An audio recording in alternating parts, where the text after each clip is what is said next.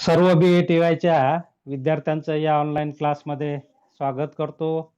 विद्यार्थी मित्र हो, आजच्या तासाला आपल्याला औद्योगिक अर्थशास्त्रातील प्रकरण 2 मधील पहिल्या टॉपिकमध्ये कालच्या तासाला आपण कापड उद्योग पाहितला, तर आजच्या तासाला आपल्याला पुढचा मोठा उद्योग जो भारतामध्ये मोठ्या प्रमाणात विकासात भूमिका निभावतो, तो म्हणजे साखर उद्योग.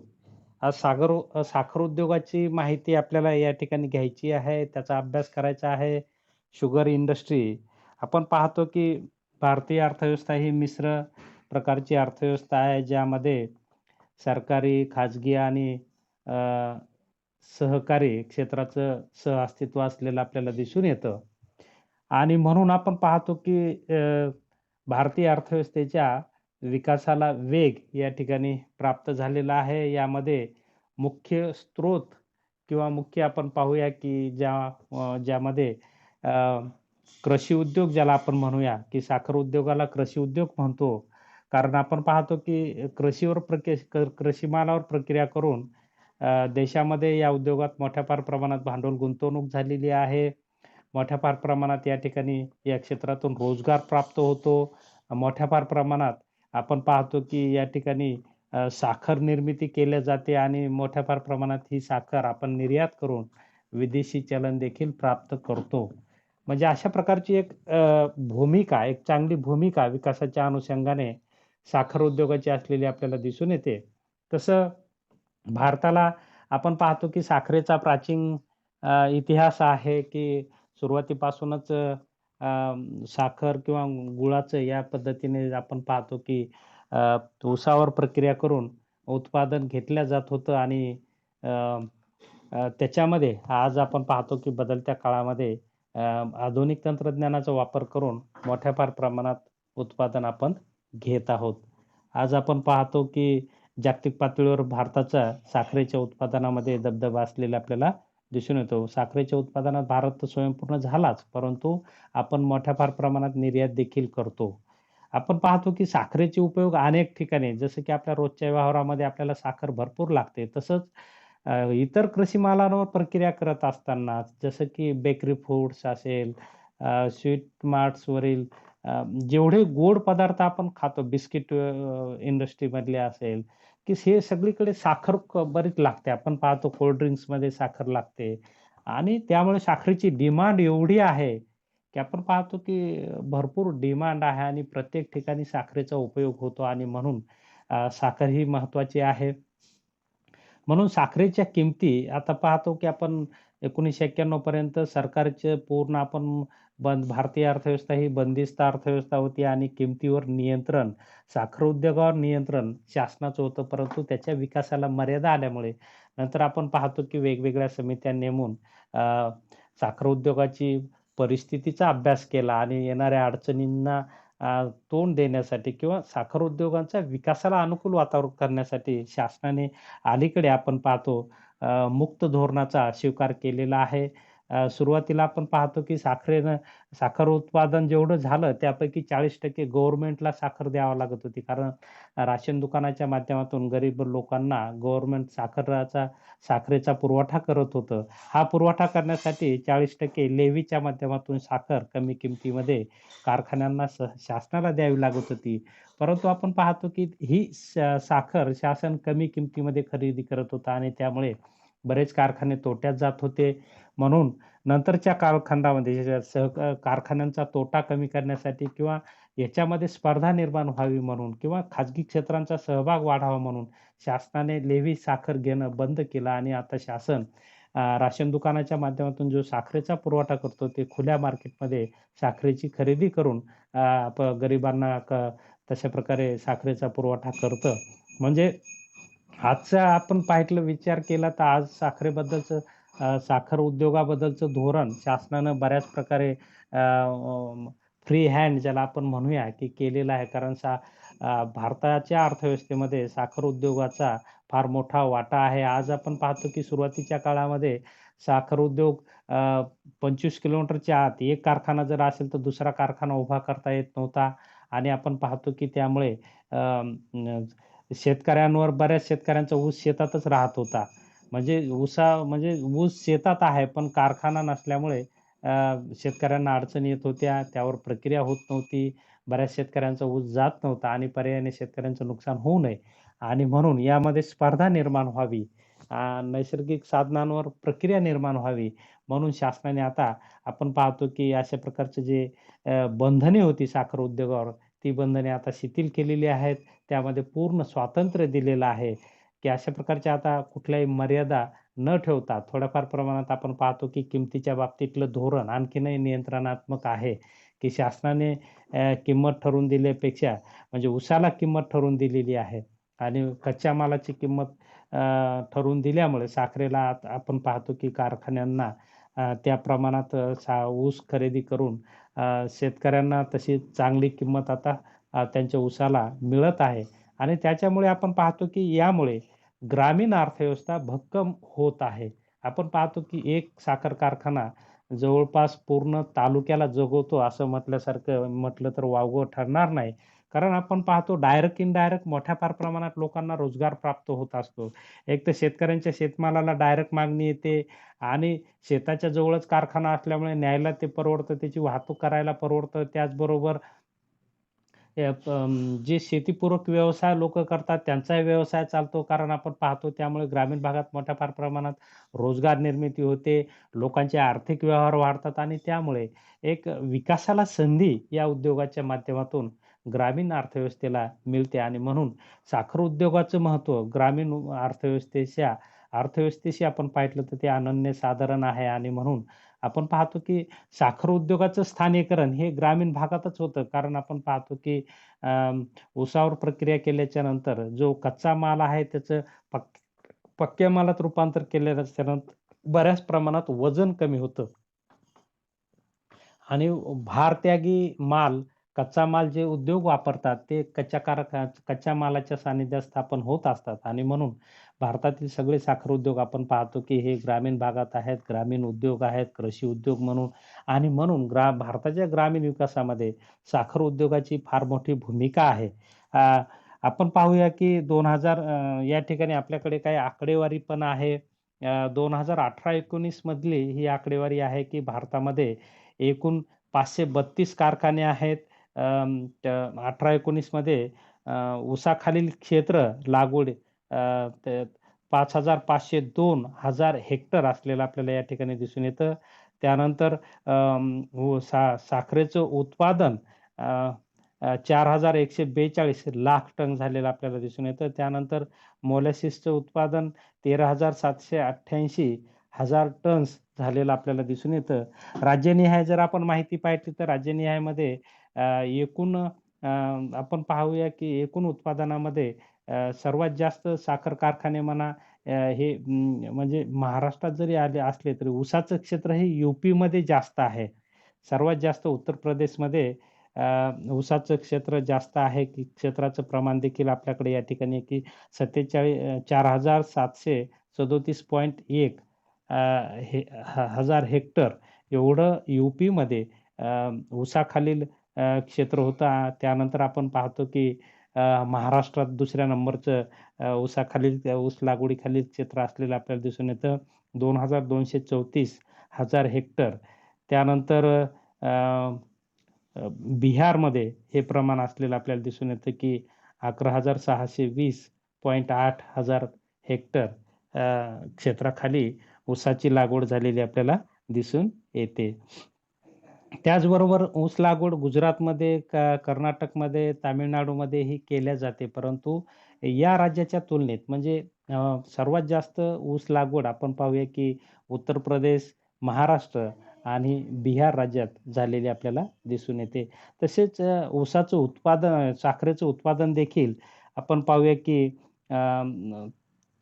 जे 17-18 मध्ये या ठिकाणी आकडेवारी आपल्याकडे आहे, की 17-18 मध्ये साखरेचं उत्पादन 3,79,904.9 हजार टन या ठिकाणी साखरेचं उत्पादन झालेलं आहे. यामध्ये सर्वात जास्त वाटा उत्तर प्रदेशचा आहे. अ, 1,77,033.3 हजार टन या ठिकाणी यूपीमध्ये साखरेचं उत्पादन झालेलं आहे. त्यानंतर दुसरा क्रमांक या ठिकाणी महाराष्ट्राचा असलेला आपल्याला दिसून येतो. महाराष्ट्रामध्ये 82,984 हजार टन साखरेचं उत्पादन झालेलं आहे. बिहारमध्ये 13,824 हजार टन साखरेचं उत्पादन झालेलं आहे. गुजरातमध्ये 12,072.1 हजार टन उत्पादन झालेलं आहे. तर कर्नाटकमध्ये 31,135.2 हजार टन साखरेचं उत्पादन झालेलं आहे. तामिळनाडूमध्ये 17,154 हजार टन साखरेचं उत्पादन झालेलं आहे. ही राज्यनिहाय आकडेवारी 2017-18ची आहे आणि एकूणची आकडेवारी ती 18-19ची आहे. म्हणून थोडं उत्पादनामध्ये फरक पडेल. परंतु यावरून आपल्याला अंदाज येतो, की साधारणपणे हे 4 ते 5 राज्यांमध्ये साखर उद्योग मोठ्या फार प्रमाणात विस्तारलेला आहे. त्याने प्रगती केलेली आहे. आता तर आपण पाहतो, की साखर उद्योग हे आधुनिक तंत्रज्ञानाचा वापर करून त्या ठिकाणी मोठ्या फार प्रमाणात उपउत्पादन घेत आहे. ज्यामध्ये आपण पाहूया, की वीज निर्मिती करत आहे. त्याचबरोबर मळीवर प्रक्रिया करून अनेक पदार्थ या ठिकाणी बनवल्या जातात.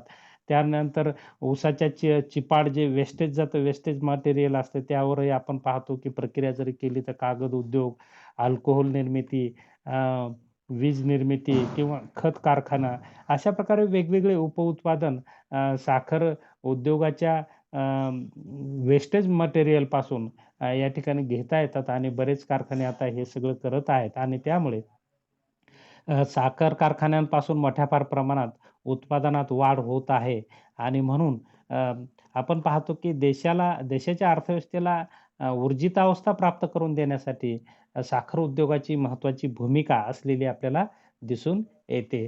तर या ठिकाणी थोड्याफार प्रमाणात साखर उद्योगाची आपण हिस्ट्री पाहूया, की साखर उत्पादन करण्याची कला प्राचीन काळापासून भारतीयांना अवगत असल्याची नोंद इतिहासात आढळते. कारण संस्कृतमध्ये शर्करा या शब्दाचा वापर आढळतो.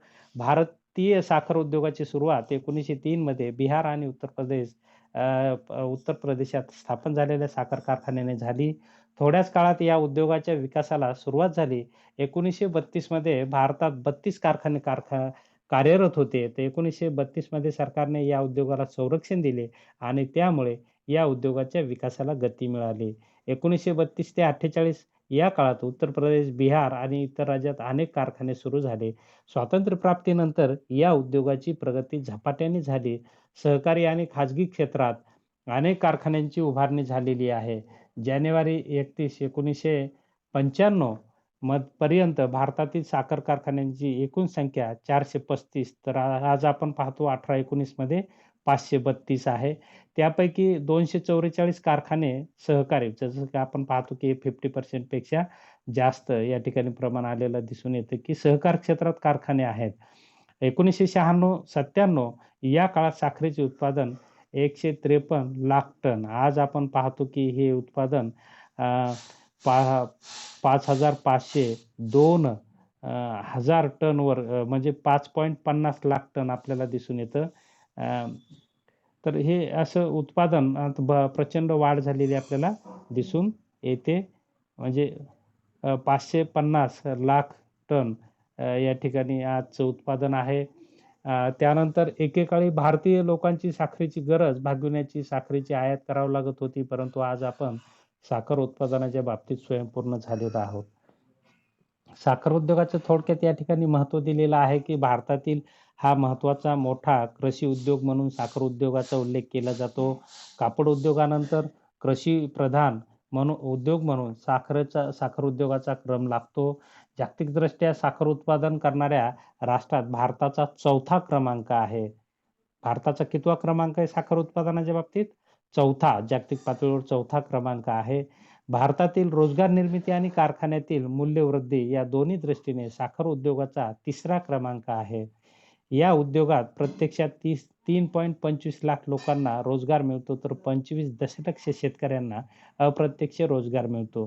त्याचप्रमाणे व्यापारी, वाहतूक यंत्रणा, मद्य निर्मिती, प्लास्टिक, कृत्रिम रबर इत्यादी विविध क्षेत्रात अप्रत्यक्ष रोजगार या उद्योगामुळे मोठ्या प्रमाणात मिळतो. भारत सरकारला उत्पादन शुल्काच्या स्वरूपात उत्पन्न देणारा मोठा उद्योग म्हणून साखर उद्योगाचा उल्लेख केला जातो. भारतातून साखरेची निर्यात होत असल्याने भारताला परकीय चलन देखील मोठ्या फार प्रमाणात या उद्योगाकडून प्राप्त होते. तर या ठिकाणी साखर उद्योगाची प्रगती दिलेली आहे, की भारतामध्ये साखर उद्योगाचा विस्तार स्वातंत्र्यानंतर झालेला आपल्याला दिसून येतो, की 1951 मध्ये सरकारने ऊसाच्या भावात वाढ केल्यामुळे साखर उद्योगाच्या प्रगतीला उत्तेजन मिळाले आणि 1987-88 मध्ये भारतात 414 साखर कारखाने होते आणि त्यांची साखर उत्पादन करण्याची क्षमता 10.4 दशलक्ष टन होती. 1995-96 मध्ये हे प्रमाण भारतात 435 कारखाने आणि त्यांची उत्पादन क्षमता 153 दशलक्ष टन एवढी होती. स्वातंत्र्योत्तर काळात भारतातील साखर उद्योगाची प्रगती या ठिकाणी या तक्त्यात दिलेली आहे. आपण पाहूया की 1950-51 ला सहकारमध्ये 2 कारखाने होते. खाजगी क्षेत्रात 137 होते आणि एकूण कारखाने 139 आणि साखरेचं उत्पादन 11.34 लाख टन होतं. तर 95-96 मध्ये 244 आज कारखाने सहकारी क्षेत्रामध्ये आहेत. खाजगी क्षेत्रातील कारखाने 191 आहेत. एकूण कारखाने 95-96 मध्ये 435 आहेत. तर साखरेचं एकूण उत्पादन 153 आहे. आपल्याला 2018-19 ची आकडेवारी या ठिकाणी देता येते, की 18-19 मध्ये आपल्या भारतामध्ये एकूण कारखान्यांची संख्या आता 532 आहे. अ, अ, ऊसाखालील क्षेत्र 5,502,000 हेक्टर असलेलं आपल्याला या ठिकाणी दिसून येतं. त्यानंतर साखरेचं उत्पादन 4,142 हजार लाख टन 4,142 लाख टन असलेलं आपल्याला दिसून येतं, की म्हणजे मोठ्या फार प्रमाणात आज उत्पादनात वाढ झालेली आपल्याला दिसून येते. म्हणजे साधारणपणे या ठिकाणी हा आकडा जर पाहिला तर अं, अ, 414 लाख टन आज साखरेचं उत्पादन झालेलं आपल्याला या ठिकाणी दिसून येतं, की मोठ्या फार प्रमाणात भारतात साखर निर्मिती होते आणि या उद्योगावर आपण पाहतो, की सरकारचं नियंत्रण असल्यामुळे थोड्याफार प्रमाणात या उद्योगामध्ये अ, अ, त्या काळात अनुकूल वातावरण निर्माण झालेलं आपल्याला दिसून येतं. नंतर आपण पाहतो की यामुळे नियंत्रणामुळे साखर उद्योगाच्या विस्ताराला किंवा विकासाला मर्यादा येऊ लागल्या, की साखर कारखाने स्वतः साखरेची विक्री करू शकत नव्हते. सरकारची परवानगी दिल्याशिवाय किंवा लेव्हीच्या माध्यमातून मोठ्या प्रमाणात गव्हर्नमेंट साखर घेत होतं आणि अशा प्रकारच्या अडचणींना सामना करण्यासाठी आपण पाहतो, की यातून साखर कारखाने आजारी पडण्याची संख्या किंवा कर्जबाजारी होण्याची संख्या किंवा तोट्यात जाण्याची संख्या वाढली. नंतरच्या काळात आपण पाहतो जेव्हा भारताने 1991 नंतर मुक्त अर्थव्यवस्था म्हणजे उदारीकरण, खाजगीकरण आणि जागतिकीकरणाचा स्वीकार केला आणि त्यामुळे आपण पाहतो की शासनानं मग साखर उद्योगाच्या बाबतीतली त्यांची पॉलिसी, धोरण देखील अ, साखर कारखाने नियंत्रण मुक्त करण्याकडे असलेलं आपल्याला दिसून येतं आणि बऱ्याच प्रकारचे आता आपण पाहतो की साखर कारखान्यांना आता फ्री हँड दिलेलं आहे, की बंधनमुक्त आता हे क्षेत्र जवळपास केलेलं आहे. काही गोष्टीच्या बाबतीत आज आपण पाहतो, की कच्च्या मालाच्या किमती शासन ठरवून देतं. म्हणजे ऊसाची किंमत किती असावी हे आता शासनाने ठरवून दिलेलं आहे आणि त्या किमतीपेक्षा ऊसाची किमतीपेक्षा कमी दरामध्ये ऊसाची खरेदी शासनाला कारखान्यांना करता येत नाही. आणि आज आपण पाहतो, की यामुळे म्हणजे शेतकऱ्यांचं हित आणि देशाचीही अर्थव्यवस्था विकसित व्हावी अशा प्रकारचा दुहेरी फायदा या उद्योगाकडून झालेला आपल्याला दिसून येतं आणि शासन वेळोवेळी पाहिजे तसा हस्तक्षेप करून साखर उद्योगाच्या विकासाला मोठं पॅकेज देतं, तसं अनुकूल वातावरण करतं आणि त्यामुळे आपण पाहतो की भारत हा साखर उत्पादनाच्या बाबतीत एक तर स्वयंपूर्ण तर झालाच. आपण आज निर्यात देखील मोठ्या फार प्रमाणात करतो किंवा आज जागतिक पातळीवर आपला 4था क्रमांक असलेला या ठिकाणी याच धोरणामुळे असलेला दिसून येतो. की हे सगळं दिलेलं आहे या ठिकाणी 1980-81 पासून साखर उत्पादन व पुरवठ्यात वाढ होत होती. याच काळात सरकारने साखर उत्पादकांची एकूण उत्पादनापैकी 40% लेव्हीच्या स्वरूपात साखर सरकारला देणे बंधनकारक होते आणि 60% खुल्या बाजारात विक्री करणे परवानगी होती. लेव्ही साखरेची विक्री सार्वजनिक वितरण व्यवस्थेच्या माध्यमातून सरकार करत होतं त्यामुळे साखर कारखान्याचं नुकसान होऊ लागल्याने सरकारने लेव्ही साखरेच्या दरात 1977 पासून ऑक्टोबरपासून वाढ केलेली आहे. ऊसाचा भाव दर देण्याच्या बाबतीतही सरकारचे धरसोडीचे धोरण. सर्वच राज्यात ऊसाला सारखाच दर नाही. केंद्र सरकारने ठरवून दिलेला दर व राज्य सरकारने ठरवून दिलेला दर यामध्ये फरक आढळतो आणि त्यामुळे राज्य सरकारे व म्हणजे राज्य सरकारे साखर उत्पादकांनी ऊसाला जास्त दर द्यावा असा आग्रह करीत आहेत. पण त्याचबरोबर लेव्ही साखरेच्या दरात मात्र वाढ करण्याचे धोरण सरकारचे नाही. परंतु आज हे सगळं बदललेलं आहे. आज लेव्ही साखर हा गव्हर्नमेंटनं कोटा बंद केलेला आहे. खुल्या मार्केटमध्ये गव्हर्नमेंट हे सगळं खरेदी करतं. ही जुनी माहिती आहे. त्यानंतर साखर उद्योगाला मुक्त करण्यासाठी वेगवेगळ्या कमिट्या नेमून साखर उद्योगाचा विकास कसा करता येईल या अनुषंगाने शासनाने वेळोवेळी धोरण बदलले आणि साखर कारखान्यांच्या विकासाला अनुकूल असं धोरण ठेवून आपण पाहतो की एक चांगलं वातावरण, सक्षम ग्रामीण यंत्रणा उभी करण्यासाठी किंवा विकास करण्यासाठी शासनाने साखर उद्योगाला मोठ्या फार प्रमाणात भरीव अशी मदत केल्याची आपल्याला दिसून येते. त्यामध्ये विशेषतः आपण पाहतो की महाराष्ट्रात साखर कारखान्यांची संख्या भारतात मोठ्या फार प्रमाणात आहे आणि म्हणून आपण पाहतो की आणि तेही महाराष्ट्रात सहकार क्षेत्रामधून साखर उद्योगाची उभारणी मोठ्या फार प्रमाणात झालेली आहे आणि म्हणून शासन सहकाराच्या माध्यमातून ग्रामीण भागाचं सक्षमीकरण करण्याचा प्रयत्न या माध्यमातून कृषी उद्योगाच्या माध्यमातून झालेला दिसून येतो.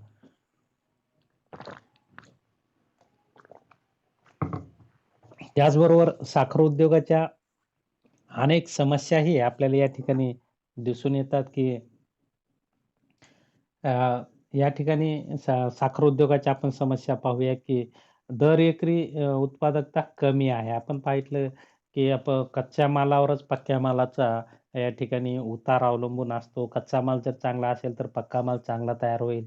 म्हणून आपण पाहतो की भारतामध्ये पाण्याचं शॉर्टेज असल्यामुळे म्हणा किंवा मग आधुनिक तंत्रज्ञानाचा त्यामध्ये पाणी देण्यामध्ये उपयोग होत नसल्यामुळे म्हणा किंवा शेतकऱ्यांकडे भांडवलाचा पुरवठा कमी असल्यामुळे म्हणा किंवा एकंदरीत त्याच्या उत्पादनाच्या बाबतीत आपण पाहतो की ज्या गुणवत्तेचा ऊस कारखान्याला मिळायला पाहिजे आणि जेवढ्या वेळेत मिळायला पाहिजे तेवढ्या वेळेत ते होत नाही. आपल्याकडे आपण पाहतो की ऊस कटाई केल्याच्या नंतर 3 ते 4 दिवसांनी साखर कारखान्यात ऊस तो पाठवला जातो. त्यामुळे तो उन्हाने वाळून त्याची आपण पाहतो त्यातलं पाणी कमी होतं आणि उतारावर परिणाम होतो. उतारा कमी येतो. साखरेचा उतारा म्हणजे ऊसाची जर क्वालिटी असेल तर साखरेचा उतारा चांगला येतो आणि साखरेचा उतारा चांगला आला तर साखर कारखाने नफ्यात येतात किंवा साखर उत्पादन चांगलं होतं. परंतु आपण पाहतो की भारतामध्ये दर एकरी ऊसाची उत्पादकता ही खूपच कमी आहे. साधारणपणे आपल्याकडे हे उत्पादन 80 टन दिलेलं आहे. 20 ते 30 टन आहे. भारतात हे प्रमाण 20 ते 30 टन आहे आणि विदेशात आपण पाहतो हेच 80-100 टन असलेलं या ठिकाणी दिसून येतं. म्हणजे 20 टन आणि 100 टन, 80 टन हा फरक खूप मोठा आहे आणि म्हणून ऊसाच्या लागवडीचं क्षेत्र किती असलं तरी त्याची उत्पादकता कमी आहे आणि त्यामुळे आपण पाहतो की 12ही महिने साखर कारखान्यांना कच्चा माल उपलब्ध होत नाही आणि त्यामुळे कारखाने हे 12 महिन्यातून आपण पाहतो की 2-3 महिनेच चालतात आणि इतर महिने ते बंद असतात आणि बंद असल्यामुळे आपण पाहतो की मेंटेनन्स वाढतं, कामगारांचं पेमेंट तर करावंच लागतं आणि खर्च वाढतो. त्यामुळे कारखाने हे तोट्यात गेलेले आपल्याला दिसून येतात, की त्यामुळे दर एकरी उत्पादकता ही वाढ करणं हे एक मोठं आव्हान किंवा ही एक समस्या साखर कारखान्यांपुढे असलेली आपल्याला दिसून येते. आता आपण पाहतो की दर एकरी उत्पादकता वाढवायची असेल तर त्याच्यामध्ये अनेक बदल झाले पाहिजे. नवीन-नवीन शोध लागले पाहिजे. ऊसाचे सुधारित वाण पुढे आले पाहिजे. हळू-हळू यामध्ये सुधारणा होत आहे. परंतु जागतिक पातळीवर जर तुलना केली तर आपण ऊस उत्पादनामध्ये किंवा त्याच्या गुणवत्तेमध्ये खूप पाठीमागे आहोत हे लक्षात येईल. त्यानंतर आजारी कारखान्यांचं प्रमाणही मोठ्या फार प्रमाणात या ठिकाणी दिसून येतं, की ह्याच कारणांमुळे आपण पाहतो की ऊसाची गुणवत्ता नाही. आपण पाहतो की ऊस उशिरा कारखान्यावर येतो किंवा व्हरायटी एकच राहत नाही. मिक्स अनेक व्हरायटी शेतकरी त्यांच्या सोयीनुसार ऊस लागवड करतात. मग कुणाला पाणी पुरतं तर कुणाला खत मिळत नाही. कुणाला खत मिळाला तर वीज नसल्यामुळे महिना-महिना शेतीला पाणी देता येत नाही. ह्या अनेक समस्यांमुळे आपण पाहतो की कच्चा माल त्या गुणवत्तेचा मिळत नाही आणि त्यामुळे त्याचा जो उतारा यायला पाहिजे तो त्या प्रमाणात येत नाही आणि परिणामतः साखर कारखाने आपण पाहतो की त्यांना नुकसान होतं. तेवढा उत्पादन खर्च त्यांचा वाढतो आणि उत्पादन खर्च वाढल्यामुळे साखर कारखाने हे आजारी पडतात. त्याचबरोबर साखर कारखान्याला वेगवेगळे गव्हर्नमेंटचे टॅक्सेस असतात आणि ते टॅक्सेसही बऱ्याच प्रमाणात डोईजड होतात कारखान्यांना आणि म्हणून कारखाने आजारी पडतात. त्याचबरोबर कारखाने 12 महिने चालत नाहीत. 3-4 महिने चालल्यामुळे त्यांचं उत्पादन कमी होतं आणि कमी झाल्यामुळे आपण पाहतो की ते हे आजारी पडण्याची अनेक कारणं आहेत. व्यवस्थापकीय कारणे त्यामध्ये सांगता येतील की अनावश्यक कर्मचारी भरती मोठ्या प्रमाणात झालेली आपल्याला दिसून येते किंवा काही लोकांकडून या ठिकाणी जे गुत्तेदार असतात त्यांच्याकडून कारखान्याची फसवणूक देखील होते. मोठ्या प्रमाणात उचलतात आणि कामावर येत नाहीत आणि त्यामुळे कारखाने अडचणीत येतात. ही अनेक कारणे आपल्याला सांगता येतील की साखर कारखाने हे आजारी त्यामुळे पडण्याचं प्रमाण हे जास्त असलेलं दिसून येतं. आज आपण पाहतो की भारतामध्ये महाराष्ट्राचं जर उदाहरण घ्यायला गेलं तर महाराष्ट्रात सर्वात जास्त सहकारी साखर कारखाने आहेत. पण सहकारी साखर कारखान्याचं व्यवस्थापनातील दोषामुळे आज हे कारखाने खूप मोठ्या प्रमाणात अडचणीत असलेले आपल्याला दिसून येतात. त्यांना हीच कारणे आपल्याला सांगता येतील की की ऊसाचं म्हणजे कच्च्या मालाचं तेवढी गुणवत्ता नसल्यामुळे म्हणा किंवा अल्पकालीन हंगाम म्हणा. विकसित राष्ट्रात आता अमेरिकेचं उदाहरण जर घेतलं तर अमेरिकेमध्ये 12ही महिने साखर कारखाने चालतात आणि त्यामुळे तर ते कारखाने तिथं फायद्यात राहतात. आपल्याकडे एवढी मोठी गुंतवणूक करायची आणि 3-4 महिने चालवायची आणि 8 महिने बंद ठेवायची. तर हे मनाला न पटणारं आहे किंवा व्यवहाराला या ठिकाणी योग्य असं नाही आणि त्यामुळेच बऱ्याच कारखाने आपण पाहतो की आजारी पडून आज बंद पडत आहेत. आज महाराष्ट्रात सहकार क्षेत्राची तर खूप वाईट अवस्था झालेली आहे. सहकार क्षेत्रातले अनेक कारखाने आज यामुळेच आपण पाहतो या अनेक अडचणींमुळे बंद पडत आहेत आणि त्यामुळे बऱ्याच लोकांचा रोजगार जातो आहे, उत्पन्न घटत आहे. ग्रामीण अर्थव्यवस्था पुन्हा दारिद्र्याकडे वळत आहे असं आपल्याला म्हणता येईल, की ऊसा शेतकऱ्याकडे ऊस आहे, पण नेणारा कारखाना आज नाही. अशा प्रकारची स्थिती. कारण कारखाने सुरू होतील का नाही याची काही शाश्वती सांगता येत नाही आणि त्यामुळे आपण पाहतो, की ह्या सगळ्या अडचणी आज कारखान्यांसमोर असलेल्या दिसून येतात. त्यानंतर गळीत हंगाम ही एक अडचण किंवा समस्या असलेली आपल्याला दिसून येते, की भारतामध्ये साधारणपणे 100 ते 110 दिवसच यांचा गळीत हंगाम चालतो. साधारणपणे हे 3-3.5 महिनेच आपण पाहूया, की हे होतात. विदेशामध्ये 12ही महिने कारखाने चालतात आणि त्यामुळे यंत्रसामग्री पडून राहते. एवढी मोठी गुंतवणूक होते. अ, कर्मचाऱ्यांवरील पेमेंट तर चालूच राहतं आणि त्यामुळे कारखाने हे तोट्यात जातात आणि म्हणून यावर उपाय जर करायचा असेल तर आपल्याला तशा प्रकारे ग्रामीण भागात पायाभूत संरचना निर्माण झाल्या पाहिजे. आज आपण पाहतो की थोडा पाऊस पडला तर तिथपर्यंत वाहनं जात नाहीत आणि म्हणून पक्के रस्ते शेतकऱ्यांच्या शेतापर्यंत गेले पाहिजे. शेतकऱ्यांना तसं मार्गदर्शन केलं पाहिजे. तशा प्रकारच्या चांगल्या व्हरायटीज म्हणूया, ऊसाच्या बाबतीतल्या व्हरायटीज डेव्हलप केल्या पाहिजे. त्याच्यामध्ये तंत्रज्ञान आणलं पाहिजे आणि 12ही महिने कसं ऊस पुरेल या ठिकाणी असं लक्ष जर दिलं, तर आपण पाहूया की हा गळीत हंगाम वाढू शकतो. तर वाढला तर आपण पाहूया की त्याला आणखी एक पर्याय आहे की बीटापासून अमेरिकेमध्ये साखर निर्माण होते आणि बीट हे 12ही महिने पिकतं आणि ते स्वस्तही आहे आणि बीटाचा जर साखर निर्मितीसाठी उपयोग केला तर निश्चितच साखर उद्योगाला भरभराटी त्यातून येऊ शकते असं उपायाच्या बाबतीत म्हणता येईल. परंतु एक समस्या आहे की अल्पगळीत हंगाम असल्यामुळे भारतातील साखर कारखाने हे आजारी पडण्याचं किंवा ही एक फार मोठी समस्या तोट्यात जाण्याचं असल्याचं मुख्य कारण सांगता येईल. त्यानंतर उपउत्पादनाची समस्या आपण पाहतो की आपल्या भारतामध्ये किंवा महाराष्ट्रात साखर कारखान्यांची संख्या भरपूर आहे. परंतु यामध्ये सिंगल प्रॉडक्टच घेतल्या जातं. फक्त साखरच निर्मिती केल्या जाते. उपउत्पादन घेणारे कमी कारखाने आहेत, की ज्यांच्याकडे हे सगळं म्हणजे जे वीज तयार करतात, मळीपासून मळीवर प्रक्रिया करतात, अल्कोहोल तयार करतात किंवा कागद निर्मितीचा कारखाना करतात. हे सगळं करता येतं, परंतु भांडवलाअभावी हे कुठे झालेलं दिसून येत नाही. फक्त साखर निर्मिती गाळप करायचा आणि कारखाना बंद ठेवायचा ऊस संपला की. तर अशा प्रकारची स्थिती असल्यामुळे कारखाने हे आजारी पडतात किंवा पूर्ण वेळ चालत नाहीत आणि पूर्ण वेळ न चालल्यामुळे उत्पन्नापेक्षा खर्च जास्त होतो आणि तोट्यात जाणाऱ्या कारखान्यांचं प्रमाण हे वाढतं आहे आणि म्हणून उपउत्पादनाची समस्या ही फार मोठी असलेली आपल्याला दिसून येते, की साधारणपणे साखर कारखान्यापासून अनेक प्रकारच्या गोष्टी उपउत्पादन करता येतात. पण ती केली तर आपण पाहतो, की साखर कारखाने फायद्यात येतील, ग्रामीण अर्थव्यवस्था सक्षम होते. परंतु भांडवलाअभावी म्हणा, ज्ञानाअभावी म्हणा किंवा उदासीनतेपोटी म्हणा, हे होत नाही आणि म्हणून साखर कारखाने अ, केवळ साखरच निर्मिती करतात आणि त्यामुळे त्यांचा हंगाम हा अल्प राहतो आणि अल्प हंगामामुळे ते तोट्यात जातात असं आपल्याला म्हणता येईल. त्यानंतर साखर विषयक सरकारचे धोरण हे धरसोडीचे असलेले आपल्याला दिसून येते, की बऱ्याच प्रमाणात आपण 1991 पर्यंत पाहिलं तर हे सगळं नियंत्रणात्मक होतं. जे शासन ठरवेल त्या पद्धतीने व्यवहार होत होता. म्हणजे मधल्या काळात आपण पाहतो, की यांना साखर विकण्याचे सुद्धा अधिकार नव्हते आणि एकूण उत्पादनाच्या 40% उत्पादन गव्हर्नमेंटच लेव्हीच्या माध्यमातून साखर घेत होतं आणि 60% त्यांना खुल्या बाजारात विकण्याची परवानगी शासनाकडून काढावं लागत होती आणि मग एखाद्या वेळेस परवानगी उशिरा मिळाली, तर मग साखर भिजायची, ती पिवळी पडायची, मग मार्केटमध्ये तिला भाव यायचा नाही.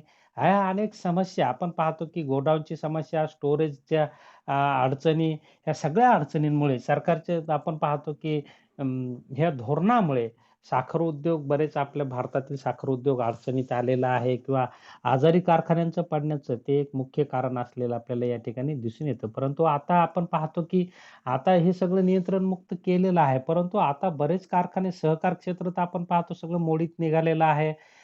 त्यामध्ये होणारा भ्रष्टाचार असेल किंवा व्यवस्थापकीय दोष असतील, व्यवस्थापनातील दोष असतील किंवा नैसर्गिक परिस्थिती बऱ्याच वेळा प्रतिकूल मधामध्ये दुष्काळाचं प्रमाण वाढलं होतं. त्यामुळे साखर म्हणजे ऊस लागवडच नव्हती आणि ऊस लागवड नव्हती म्हणून बरेच कारखाने बंद होते आणि बंद असल्यामुळे त्यांचा मेंटेनन्स खर्च वाढला आणि त्यामुळे कारखान्यांवरील कर्ज वाढलं, कर्जावरील व्याजदर वाढला आणि ते आता आपण पाहतो, की फार वाईट अवस्थेमध्ये सध्या महाराष्ट्रातील साखर उद्योग जात असलेला आपल्याला दिसून येतो. परंतु थोड्याफार प्रमाणात खाजगी क्षेत्रातील उद्योग हे बऱ्या प्रमाणात नफा कमवतात. कारण आपण पाहतो तिथं व्यवस्थापनातील दोष कमी असतात, व्यवस्थापन चांगलं असतं. आवश्यक तेवढंच कर्मचारी घेतले जातात. सहकार क्षेत्रामधील दोष आपण पाहिले, की अनावश्यक कर्मचारी घेतले जातात आणि त्यामुळे त्यांच्यावरील होणारा खर्च किंवा चुकीचे निर्णय वगैरे, वगैरे किंवा भ्रष्टाचार हे खाजगी क्षेत्रात होत नाही आणि म्हणून आज खाजगी कारखाने हे नफ्यात आहेत, तर सहकारी कारखाने तोट्यात आहे. आजही सहकारी काही कारखाने चांगले आहेत. तसं पश्चिम महाराष्ट्राचं उदाहरण जर आपण घेतलं, तर मोठ्या फार प्रमाणात सहकारी साखर कारखाने हे आजही चांगल्या पद्धतीने चाललेले त्या ठिकाणी दिसून येतात. तर एकंदरीत आपण पाहूया, की की सरकारच्या या धोरणामुळेच साखर उद्योगाचं मधल्या काळात थोडाफार प्रमाणात सुरुवातीला संरक्षण दिल्यामुळे विकासही झाला आणि नंतर अडचणीतही आले, असे दोन्ही साइडनं आपल्याला म्हणता येईल. परंतु आज मात्र मुक्त धोरण नियंत्रण मुक्त धोरण शासनाने काही प्रमाणात सूट कारखान्यांना दिलेली आहे, सवलती दिलेल्या आहेत. आता बऱ्याच प्रमाणात नियंत्रणे शिथिल केलेली आहेत. अ, अ, कच्च्या मालाच्या जरी शासनाने किमती ठरवून दिल्या असल्या तरी आपण पाहतो, की इतर निर्णय घ्यायला कारखान्यांना स्वातंत्र्य दिलेलं आहे किंवा मोठ्या फार प्रमाणात भांडवल उपलब्ध करून दिलेलं आहे आणि त्यामुळे आपण पाहूया, की साखर उद्योगाला पुन्हा एक चांगलं वातावरण अ, ते आता आज भारतीय अर्थव्यवस्थेमध्ये मिळत आहे. त्याचबरोबर आणखी एक समस्या साखर उद्योगाची आपल्याला दिसून येते, की साखर उद्योगावर मोठ्या प्रमाणात शासनाचा कर अ, अ, लादला जातो आणि त्यामुळे बरेच कारखाने ह्या कराच्या ओझ्याखाली दबले जातात आणि आजारी पडतात. म्हणून त्यांच्याकडून एक डिमांड आहे, की या कराचं प्रमाण काहीतरी चेंज करावं, जे की साखर कारखान्यांना एवढा टॅक्स परवडत नाही किंवा त्याचं स्वरूप बदलावं, अशा प्रकारची डिमांड येते आणि शासन तशा प्रकारचा अनुकूल असलेलं आपल्याला या ठिकाणी दिसून येतं. त्यानंतर साखरेच्या वाढत्या किमती ही एक समस्या असलेली आपल्याला दिसून येते, की इतर राष्ट्राच्या तुलनेत जर आपण पाहिलं तर भारतातील साखरेची किमती ह्या वाढलेल्या आहेत. परंतु किमती का वाढतात तर आपण पाहतो उत्पादन खर्च वाढतो म्हणून किमती वाढतात आणि उत्पादन खर्च का वाढतो तर आपले सगळे हे कारणं आहेत, की आपण पाहतो, की कच्चा माल तेवढा गुणवत्तेचा येत नाही. वाहतुकीचे अडचणी, समस्या आपण पाहतो, की ग्रामीण भागात रस्ते नाहीत. एखादा ट्रक जर चिखलामध्ये फसलं तर ते काढायला आपण पाहतो की 15-15 दिवस लागतात, महिना-महिना जातो आणि मग त्यातून तिथे कच्च्या मालाचं नुकसान होतं किंवा शेतकऱ्याचं नुकसान होतं किंवा कारखान्यांचंही नुकसान होतं आणि ह्या सगळ्या गोष्टींमुळे आज आपण पाहतो की अ, साखरेची किंमत, त्यामुळे उत्पादन खर्च म्हणजे पाहिजे तसा उतारा येत नाही आणि उतारा न आल्यामुळे साखरेचा उत्पादन खर्च वाढतो आणि किमती वाढतात आणि किमती वाढल्यामुळे आपण पाहतो की थोड्याफार प्रमाणात अ, हे सर्वसामान्य व्यक्तींना हे परवडत नाही. परंतु जागतिक बाजारपेठेचा जर विचार केला तर जागतिक बाजारपेठेमध्ये साखरेची किंमत ही खूप कमी आहे. कारण त्यांचा उत्पादन खर्च कमी आहे. तिथे 12ही महिने कारखाने चालतात. आपल्याकडे गळीत हंगाम कमी आहे, अल्प असतो. 3-4, 3.5 महिनेच चालतो आणि त्यामुळे तिथले कारखाने हे कमी किंमतीत साखर उपलब्ध करून देतात. म्हणून आपल्या साखरेला जागतिक मार्केटमध्ये भाव येत नाही, मागणी येत नाही. त्यामुळेच किंमत जास्त असल्यामुळे मागणी येत नाही आणि मागणी न आल्यामुळे आपण पाहतो की साखर कारखान्याच्या गोडाऊनमध्ये साखर 4-4, 5-5 वर्षे पडून राहते आणि मग ते नुकसान होतं. साखर आपण पाहतो की जास्त वेळ तिचं स्टोरेज करता येत नाही कारण ती पिवळी पडते, भिजली तर पिवळी पडते, ती ओली झाली तर पिवळी पडते किंवा बरोबर त्याचं स्टोरेज जर शास्त्रोक्त नाही झालं तर तिचं नुकसान होतं, क्वालिटी चेंज होते, गुणवत्ता खराब होते आणि नंतर मग तर तिला कोणी डिमांडही करत नाही आणि मग अशा प्रकारची स्थितीमध्ये कारखाना अडचणीत येतो, असं आपल्याला दिसून येतं. साधारणपणे किमती जर कमी करायच्या असतील, तर ही परिस्थिती बदलली पाहिजे, असं आपल्याला या अनुषंगाने म्हणता येईल. त्यानंतर आपण पाहूया, की त्यानंतरची समस्या आहे, की उत्पादनाच्या अ, वाढ क ऊत उत्पादनामध्ये ऊस उत्पादनामध्ये वाढ करण्याची गरज या ठिकाणी अ, आहे. आपण पाहतो, की साधारणपणे जरी भारतामध्ये जास्त असलं, तरी त्याची उत्पादकता मात्र कमी आहे. उत्पादकता कमी का आहे? तर आपण पाहिलं, की आपण पाहतो ग्रामीण भागात अनेक अडचणी आहेत. पाणी असेल तर वीज नसते. अ, वीज असेल तर पाणी नसतं. किंवा बऱ्याच प्रमाणात आपण पाहतो शेतकऱ्यांकडे भांडवल पुरवठा नसतो. किंवा कुठलं वाण लावायचं ऊसाचं या बाबतीत आपण पाहतो की शेतकरी जे सहज स्वस्त मिळतं ते वाण लावतं आणि म्हणून कारखान्याने जर स्वतः शेतकऱ्यांना मार्गदर्शन केलं, ऊसाच्या वाणाची निवड करून दिली, त्या शेतकऱ्यांना तशा प्रकारच्या खतांचा पुरवठा किंवा कृषी अधिकारी त्या ठिकाणी जर नेमले, तर निश्चितच आपण पाहतो की हे ऊसा उत्पादनामध्ये वाढ होऊ शकते. परंतु अशा प्रकारची स्थिती अ, आज भारतामध्ये दिसून येत नाही, की शेतकरी स्वतःच वाहनाची निवड करतो, जिथून सहजरित्या आणि स्वस्त उधारीवर उपलब्ध होतं. मग ते वाहन आपण पाहतो, की तिचं उत्पादकता कमी असते आणि उत्पादकता कमी असल्यामुळे कारखान्यांना आपण पाहतो, की तेवढं त्याचा उतारा येत नाही आणि उतारा न आल्यामुळे आपण पाहतो, की साखरेचं उत्पादन कमी होतं. म्हणजे कच्च्या मालावरच साखरेचं उत्पादन किंवा उतारा अवलंबून असतो किंवा तो कच्चा माल कसा चांगला गुणवत्तायुक्त करता येईल यासाठीच्या ज्या समस्या आहेत, त्या समस्या दूर जर केल्या तर ही समस्या दूर होऊ शकते. परंतु आपण पाहतो की ऊस उत्पादन वाढ करण्याची गरज मोठ्या फार प्रमाणात आहे. कारण आपण पाहतो की 3-3.5 महिनेच कारखाने चालतात. कच्च्या मालाअभावी कारखाना बंद करावा लागतो. ही वाईट स्थिती आज भारतामध्ये असलेली आपल्याला दिसून येते. आणि कच्चा माल न मिळाल्यामुळे कारखाने बरेच अडचणीत येतात, अ, आजारी पडतात असं आपल्याला दिसून येईल, की अशा प्रकारच्या अनेक समस्या साखर कारखान्यांच्या असलेल्या आपल्याला दिसून येतात. साधारणपणे साखर उद्योग हा खूप महत्त्वाचा आहे, की भारताच्या जी-डी-पीमध्ये म्हणा, रोजगार निर्मितीमध्ये म्हणा, विदेशी विदेशी म्हणजे व्यापारातील त्याचे स्थान म्हणा, हे मोठं आहे आणि एकंदरीत आपण पाहतो, की ग्रामीण विकासाच्या बाबतीत साखर उद्योग हे महत्त्वाची भूमिका पार पाडतात. म्हणून हे उद्योग टिकले पाहिजे, चालले पाहिजे, नफ्यात आले पाहिजे. हे उद्योग चालले तर शेतकऱ्यांना त्याचा फायदा होईल, शेतकऱ्यांच्या उत्पन्नात वाढ होईल, शेतकऱ्यांच्या राहणीमानात बदल होईल, शेतकऱ्यांचं ग्रामीण अर्थव्यवस्था विकसित होईल. तर यासाठी अ, या अनुषंगाने शासनाने कारखान्यांना जर अनुकूल धोरण या ठिकाणी राबवलं, तिथल्या प्रशासकीय व्यवस्थापनावर जर लक्ष दिलं, तिथला भ्रष्टाचार जर कमी केला आणि शेतकऱ्यांना जर वेळोवेळी मदत आणि मार्गदर्शन, भांडवल पुरवठा, पायाभूत सुविधा निर्माण केल्या, तर निश्चितच हे उद्योग आणखीन आपण पाहतो की मोठ्या प्रमाणात विस्तार होतील आणि त्याचे लाभ भारतीय अर्थव्यवस्थेला होतील असं आपल्याला म्हणता येईल, की साखर कारखान्यांसमोरील ह्या ज्या समस्या आहेत, त्या समस्या जर दूर झाल्या तर निश्चितच हा उद्योग भारतीय अर्थव्यवस्थेला उभारी देणारा उद्योग आहे, असं आपल्याला म्हणता येईल. तर या तासाला आपण उपलब्ध झालात, शांतपणे ऐकून घेतलं त्याबद्दल आपले आभार व्यक्त करतो आणि थांबतो. धन्यवाद.